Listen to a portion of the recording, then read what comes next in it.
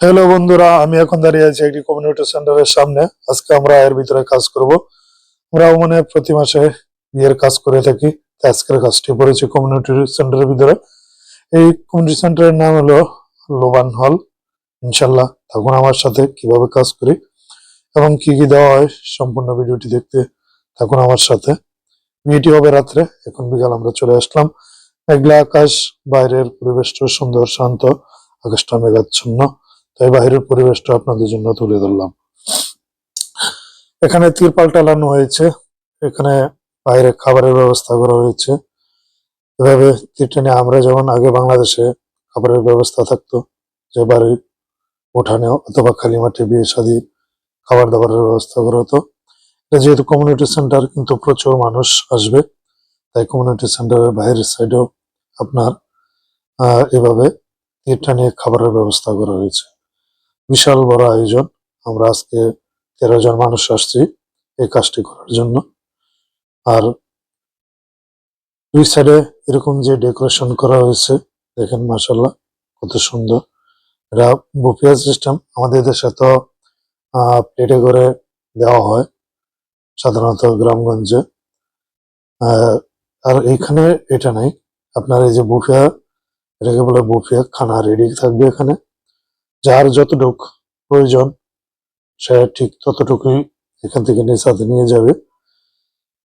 মরুভূমির দেশ হলেও ওমান খুব সুন্দর চমৎকার একটি দেশ, আর তাদের ঐতিহ্যগুলো আরো সুন্দর। মাশাল্লাহ দেখেন, নিচে কার্পেট, উপরে হলো আপনার তিরপাল দিয়ে কত সুন্দর করে সাজানো হয়েছে। আর খাবারের যেই জায়গাটা স্থান রাখা হবে সেই জায়গাটাও সুন্দর করে ফুল দিয়ে ডেকোরেশন করা হয়েছে।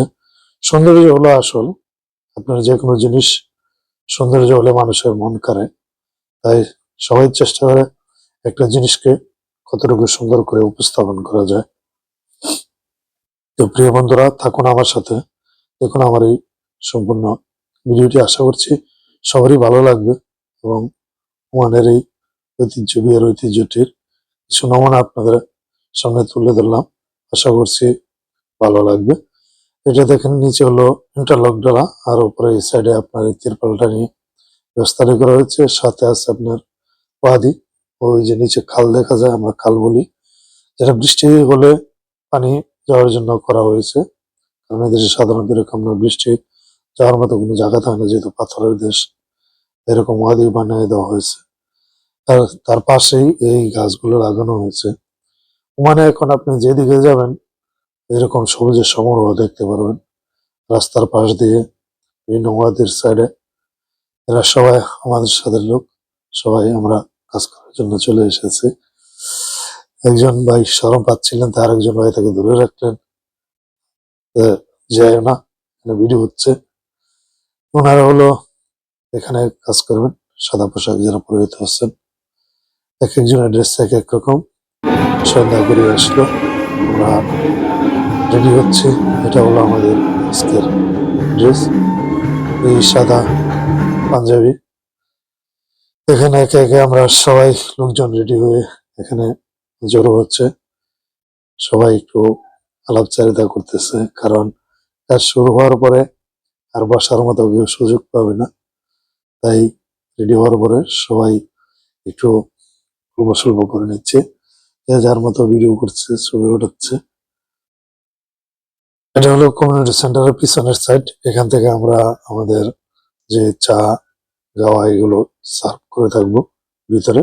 ভিতরে জিনিসটা আরো অনেক সুন্দর চমৎকার। ভিতরে গান বাজনা হয়, মানুষ আসে। এই দেশের আপনার সিস্টেম হলো, বিয়ে থেকে প্রথম যখন লোকজন আসে তখন সবাই সবার সাথে মিলে কথাবার্তা করে সালাম করে তারপর হলো খানার টেবিলে যায়।